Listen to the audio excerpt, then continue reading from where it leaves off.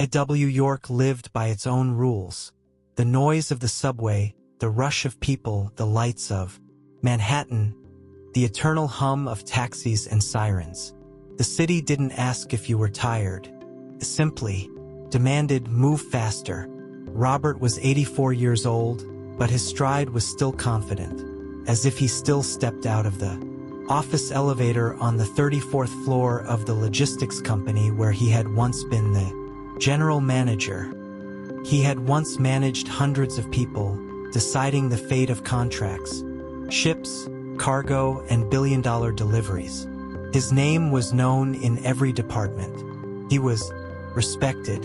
He was feared. He always said, "Work is responsibility. If you don't hold the world in your hands, it will fall apart." And Robert did hold the world in his hands, but not the world that mattered most. That evening, he sat by the window in his Queens apartment. In front of him was a cup of black coffee, long since cold. The room was quiet. It was too quiet for a man who had been accustomed all his life to phone calls, schedules, negotiations, and deadlines. An old photograph hung on the wall.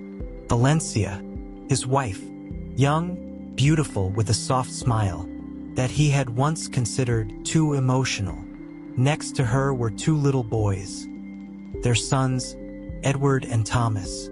Robert looked at the photo as if he saw it for the first time. And indeed he did. But it was too late. He remembered how Valencia back then had asked for simple things. "Robert, stay home for just one evening. Just have dinner with us. Robert, your sons are waiting for you at the school concert. Robert, I'm scared to be alone." And he would reply, "I'm working for you. You have to understand. It's temporary." But temporary became permanent. She raised her sons alone. She learned to smile without him. She learned to cope without his help.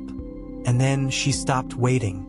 46 years, living next to a man who wasn't there. And then one day, Valencia simply said, "I'm leaving." He didn't believe it.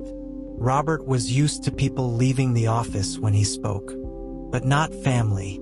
Family seemed, to him, something by default, like home, like air. "Are you serious?" he asked then, still glued to the phone.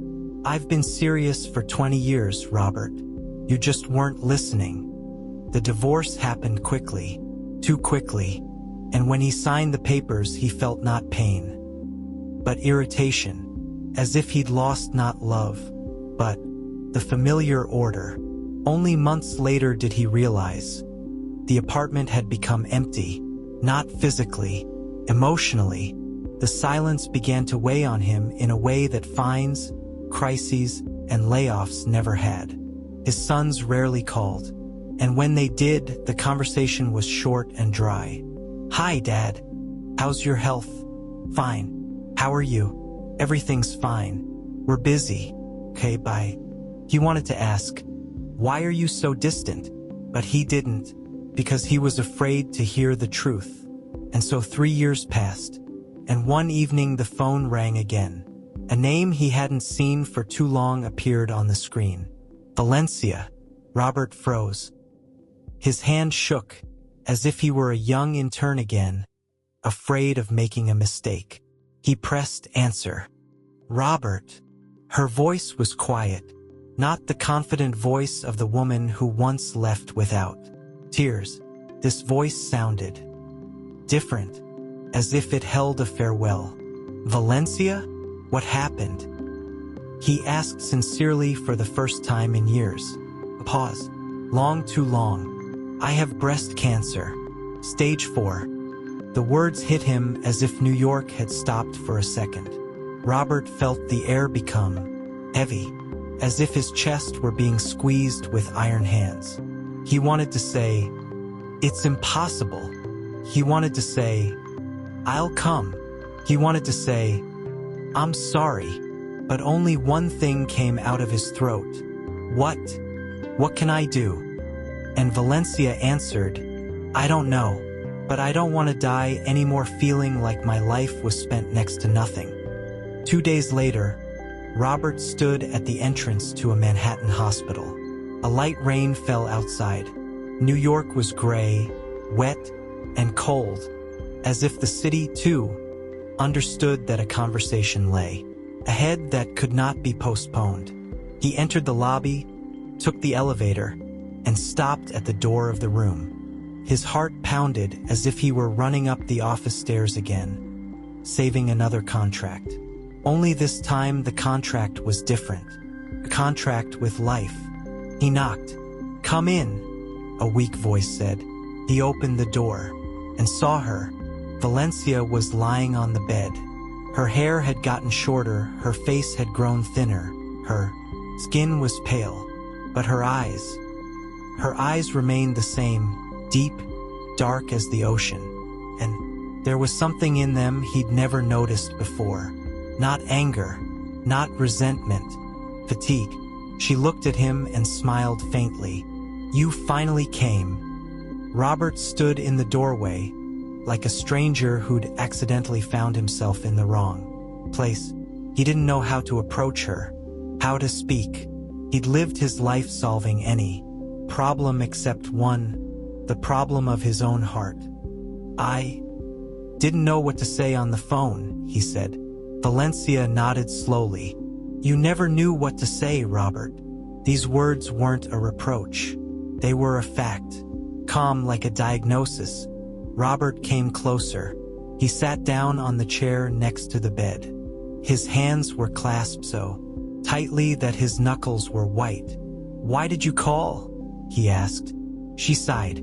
"Because I'm dying, and because I don't want to die hating." He looked up sharply. "Do you hate me?" Valencia smiled a little wider, but there was so much pain in it that Robert felt something inside him break.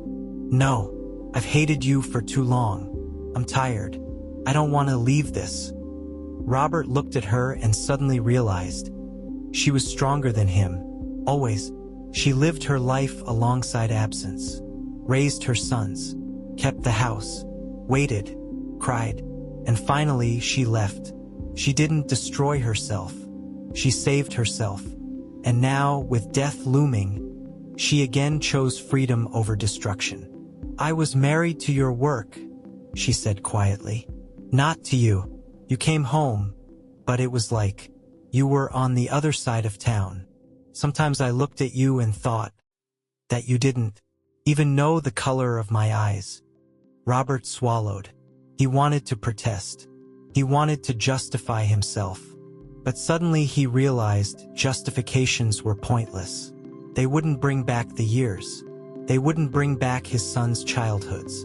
They wouldn't bring back those nights when Valencia cried alone in the kitchen. "I thought I was doing the right thing," he managed to say. "You did the right thing for the company, but not for the family," she replied. "You were the best manager in New York, but you were an absent husband, and your sons grew up without a father, even with you sitting next to them." Robert closed his eyes. His throat tightened. In that moment, for the first time, he felt anything but regret. But real pain. Not because he was being accused, but because he realized she was right. He whispered, "I didn't mean to hurt you." Valencia laughed softly, but it wasn't cheerful. It was bitter. Pain doesn't always come from evil intentions. Sometimes it comes from indifference. This phrase struck him harder than any sentence. Robert felt tears welling up in his eyes. He, a man who never cried even at colleagues' funerals, suddenly couldn't hold back. He looked at her and said, "Forgive me, Valencia." She was silent for a long time, a very long time. Robert thought she wouldn't answer. But then she said quietly, "I want to forgive you, but first I want to hear the truth. Have you ever truly loved me?" Robert sat next to Valencia's bed and looked at her as if she wasn't a person before him, but a mirror reflecting his entire life. "Have you ever truly loved me?" she repeated, not looking away. This question wasn't just about feelings. It was about 46 years. about every evening when she fell asleep alone, about every day when the children asked, "Where's Daddy?" about every holiday when she smiled at others so as not to show how much pain she was in. Robert opened his mouth and couldn't get a word out. He was used to answering quickly, confidently. He could solve a supply crisis in a minute. He could rebuild an entire freight route across the country overnight. He could close a deal when no one would be honest. But this question couldn't be answered with a diagram, couldn't be sent to Excel, couldn't be delegated to an assistant. Robert exhaled slowly. "I don't know," he finally said. Valencia closed her eyes slightly, and Robert was afraid not for himself, for her, strength waning. "How can you not know?" she whispered. "We've lived together our whole lives." Robert lowered his head. "I thought love was about providing, about protecting, about building a future. I thought if I worked, if we had a home, stability, money, then I'd be a good husband." Valencia smiled softly, but there was a hint of sadness in it. "You were a good provider, but not a husband." The words were calm, but they cut deeper than any scream. Robert swallowed. "I loved you, just in my own way. I saw you strong. You never complained openly. You coped, and I decided you didn't need my attention." She slowly turned her head toward the window. Rain fell outside, as if all of New York were crying for what they hadn't had time to say to each other. "I didn't complain because I was tired of asking," Valencia said. "I asked for so long that I was ashamed to ask again." Robert felt panic rising inside. "I can fix this. I can be there. Now, I can help you. I won't leave." She looked at him, and for the first time in their conversation, her eyes grew moist. "Robert, sometimes now comes too late." He reached for her hand, gently taking it. She was cold and light, like a sheet of paper. "Please," he whispered, "don't go until I fix this." Valencia squeezed his fingers lightly. "I'm not afraid to die," she said. "I'm afraid to die and leave nothing in your life but emptiness. Because you already lived in emptiness. You just called it success." Robert froze, and suddenly he realized Valencia didn't want revenge. She didn't want him to suffer. She wanted him to finally wake up. Then Valencia said quietly, "I didn't call you because I want to go back. I called because I don't want you to die as lonely as you lived." These words struck me right in the heart. Robert wanted to say something, but at that moment the door to the room opened, and two men entered the room. One was tall, with graying temples and a stern face. Another, shorter, but with the same gaze as his father. Robert recognized them immediately. Edward and Thomas, his sons. He hadn't seen them together in years. "Mother," Edward said quietly. Thomas came closer and looked at Robert as if he saw not his father, but a stranger. Robert rose from his chair, awkwardly, like a schoolboy. "Sons." Thomas didn't answer. Edward only nodded. The silence was heavier than stone. Valencia looked at them and said in a weak voice, "I asked you to come because I can no longer hold inside what we all carry for years." The sons exchanged glances, and then Edward said, "We came for you, Mom." He looked at Robert and added, "Not for him." The room felt cramped, not physically but emotionally. It was as if the air had turned to glass. Robert stood against the wall, unsure what to do with his hands. He felt out of place. For the first time in his life, he wasn't the one in charge. Not the leader. Not the one in control. He was simply a man who had lost everything important without even noticing. Thomas looked at him coldly. "You shouldn't have come," he said. Robert flinched. I came to see your mother." "You came when she was dying. Thomas snapped. "It's not the same." Edward was calmer, but his voice sounded even more painful. "Do you remember our graduation?" Robert tensed. "Yes, I think so." Edward smiled bitterly. "You weren't there. You sent a gift, darling, and a note. Proud of you, but you weren't there." Thomas added, "You never came to a single one of my matches. Not a single one. I played so you'd come at least once. And you always said, 'Next time.' And there was never a next time." Robert opened his mouth, but the words stuck in his throat. He wanted to say he was working. He wanted to say he was busy. He wanted to say he did it for them.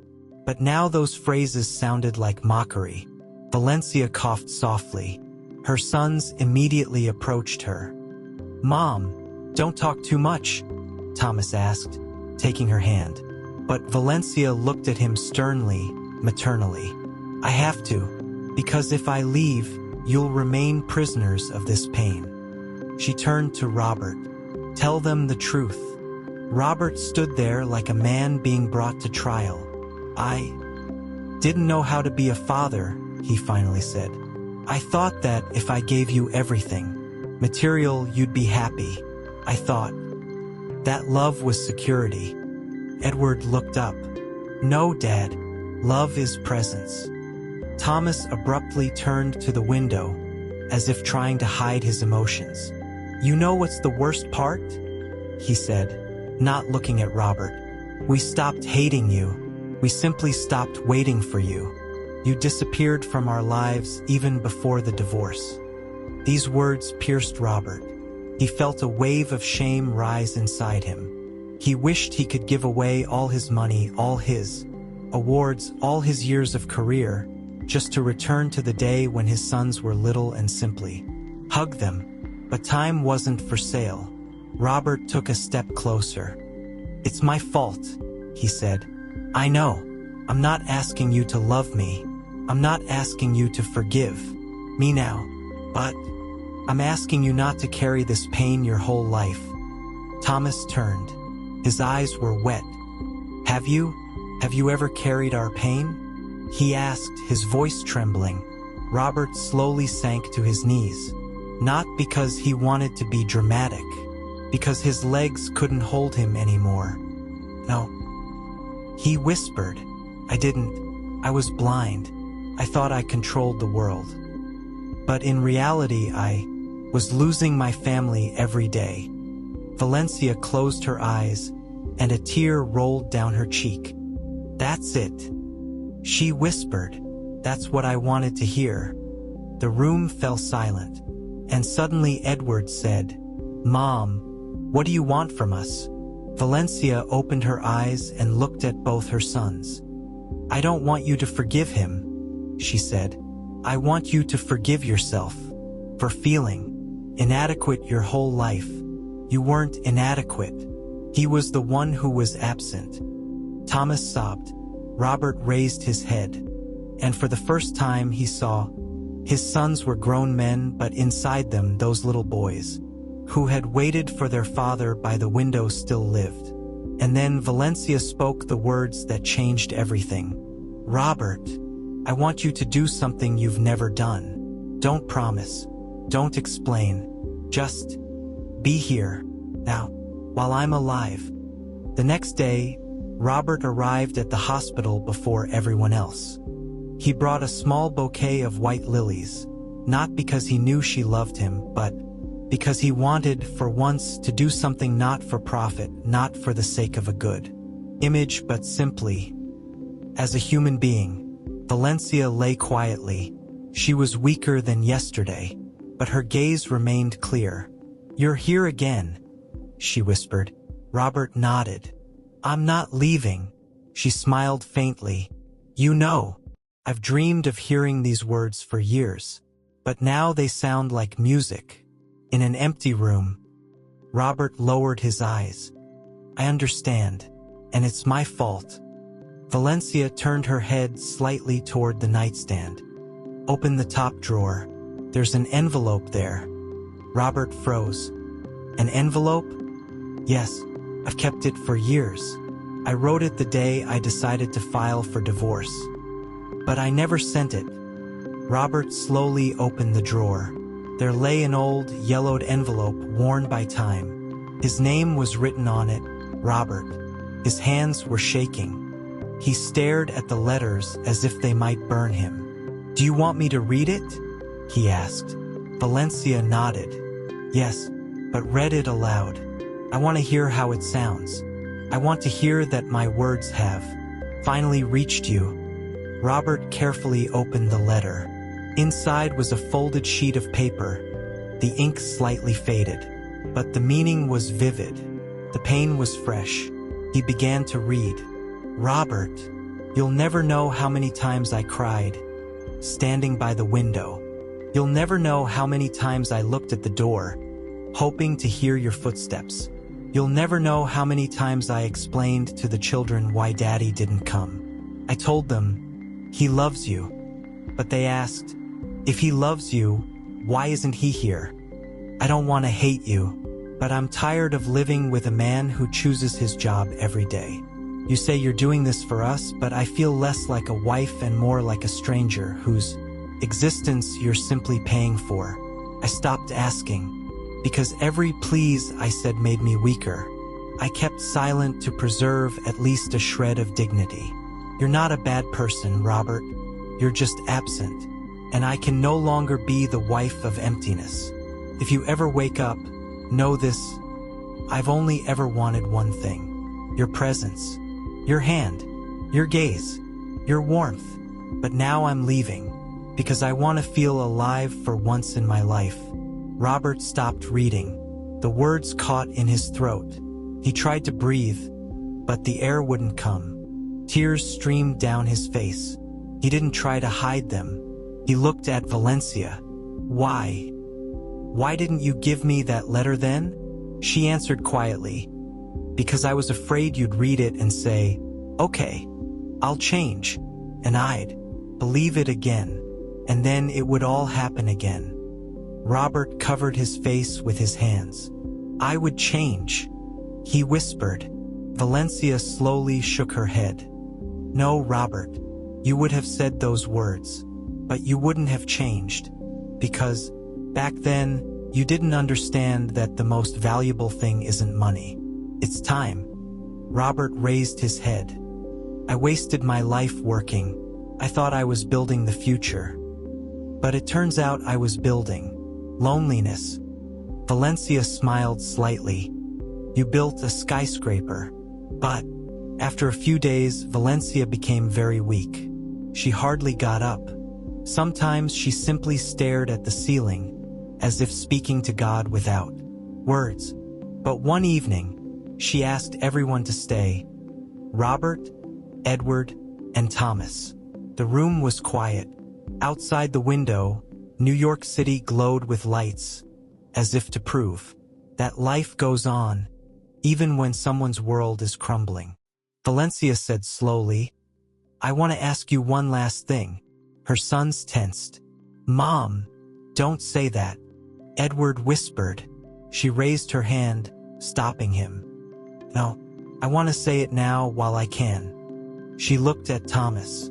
"You were always the most sensitive. You hid your pain behind anger. But anger is a poison. A person drinks, hoping to poison another." Thomas lowered his head. She looked at Edward.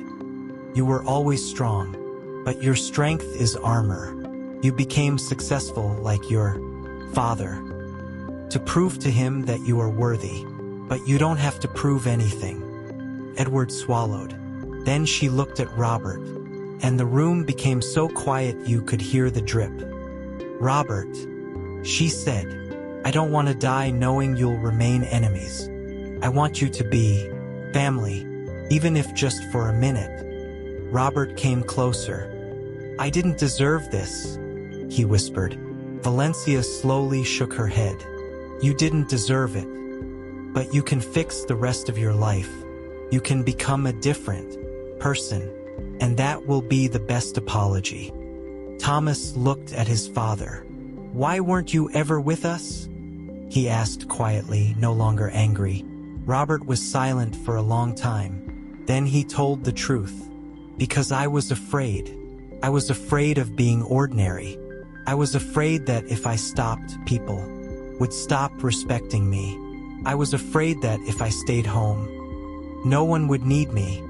The sons listened, and for the first time, their gaze shifted from contempt to understanding. Robert continued, "And now I understand that the respect of people in the office doesn't warm you at night, doesn't hold your hand in the hospital, doesn't say dad to you lovingly. It doesn't forgive." Valencia closed her eyes. A tear rolled down her cheek. "That's it. That's the truth," she whispered. "And if you understand that, then my pain wasn't in vain." Robert took her hand.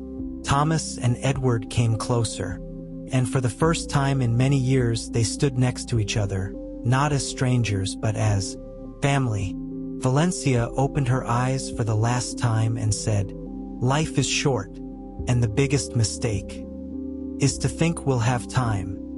Robert leaned toward her. "Forgive me." Valencia looked at him and quietly replied, "I forgive you, not because you were right, but because I don't want to leave in pain anymore. I want to leave in peace." Thomas squeezed his mother's hand. "We love you," Edward whispered. "Thank you." And Valencia smiled, calmly, brightly, like someone who has finally let go. The day of the funeral was cold. New York seemed deliberately gray, no sun, no bright lights, no usual bustle. Even the city, which never stops, seemed quieter that day. Robert stood by Valencia's coffin and looked at her face.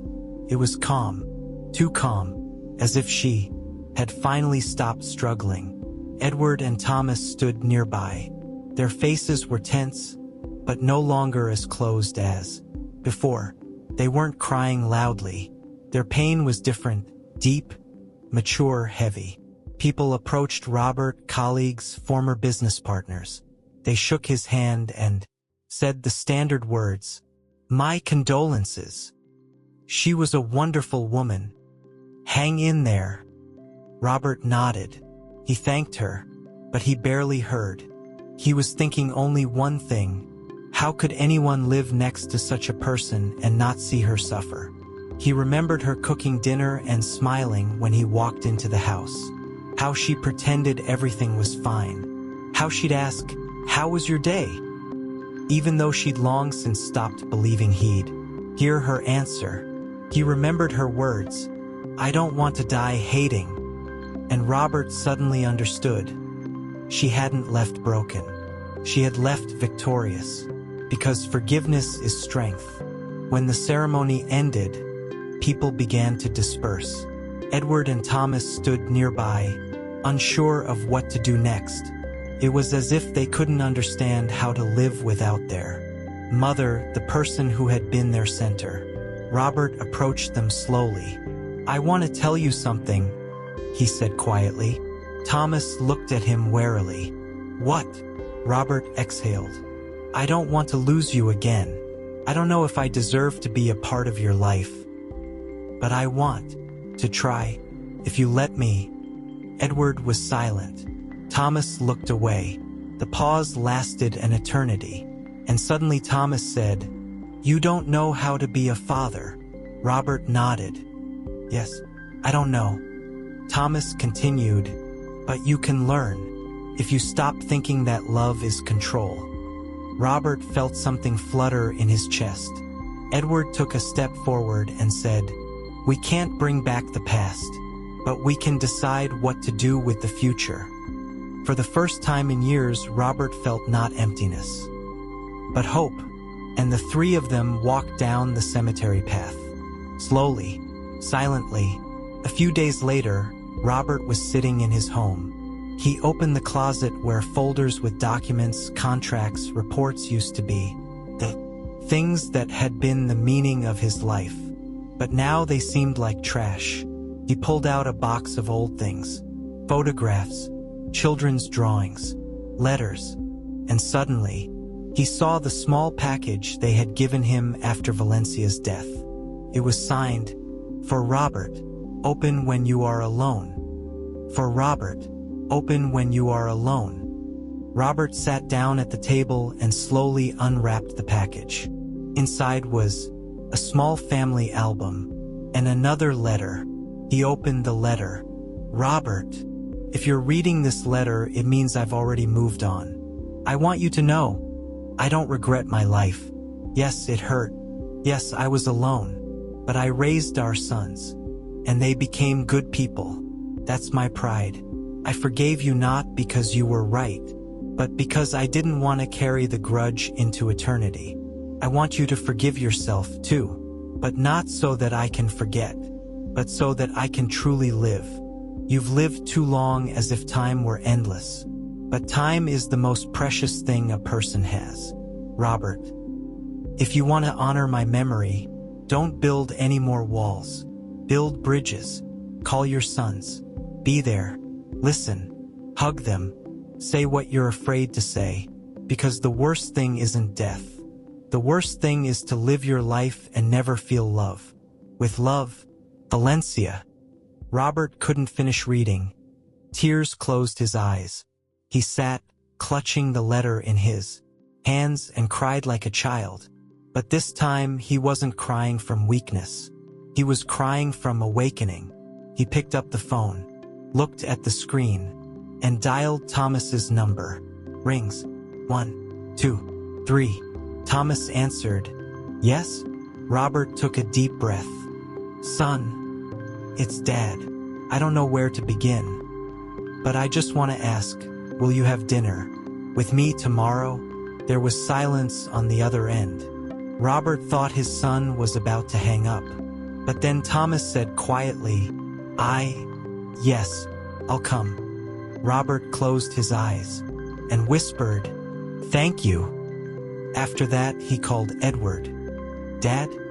Edward asked, surprised.